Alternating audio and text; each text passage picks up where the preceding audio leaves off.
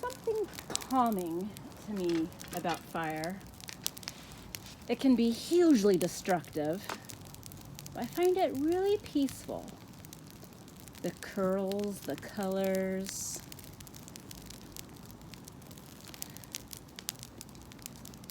For those of you that know me, it might not be a surprise to you that Pentecost is one of my favorite church holidays. Now, when I say holiday, it's not really a holiday that we think of like Christmas or Easter, because even people that don't go to church celebrate those.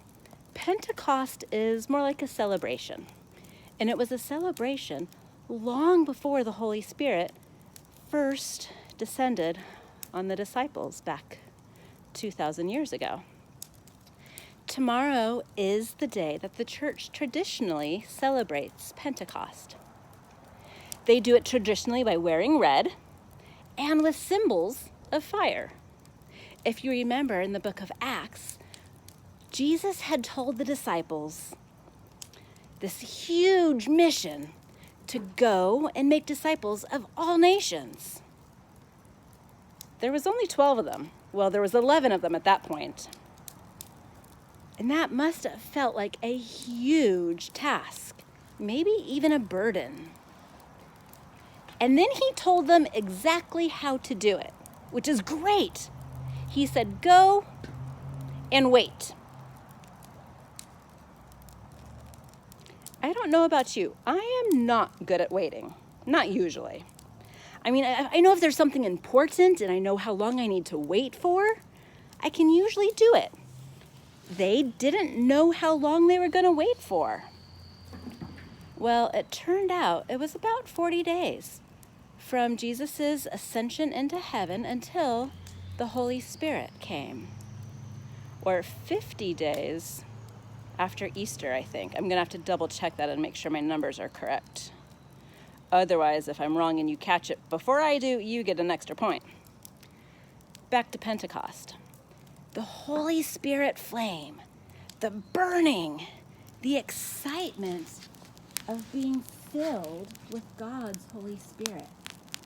The gift to be able to speak in different languages that they had never known before. The gift to hear God's voice clearly, telling them where to go, how to act, who to talk to. Amazing, powerful, wonderful things were happening back then.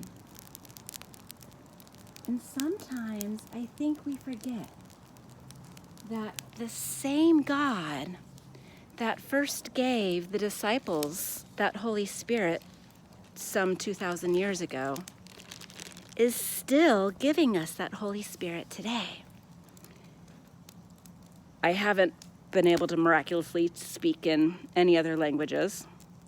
It's taken me a long time to learn the few languages I do know, and I don't speak them very well. It's getting a little bit darker. My flame is going down. That happens sometimes with flame and faith. And even if this fire goes down, which I hope it does, because I want to go to bed at some point tonight, and you cannot leave a fire burning. That's just very irresponsible. So I have a bucket of water nearby. Actually, it's a hose. I also have a bag of marshmallows nearby, and a box of chocolate, and a box of graham crackers, because every fire is worth it if you have marshmallows. Back to the Holy Spirit. Smoke's moving. We have to move.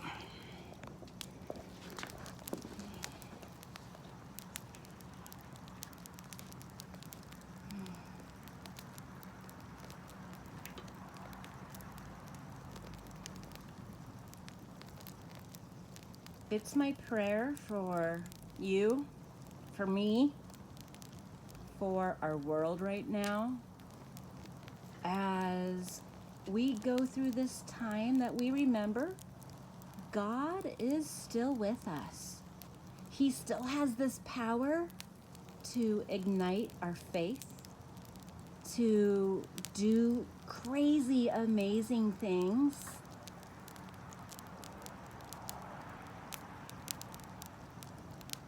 We've learned this week about Philip and the Ethiopian, the guy that was in charge of the queen's money, the courage it takes to approach someone who may or may not know about God, the courage it takes to not know something and to ask those questions or to find those answers. And there's a lot of questions right now. So tomorrow on Pentecost, it's a day we wear red to celebrate the church. It's kind of like a birthday. To celebrate the Holy Spirit. To celebrate that God is with us.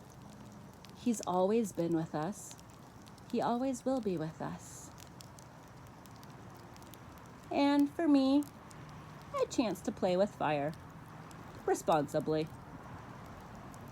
I will talk with you guys later. Have a great day, and I will see you tomorrow.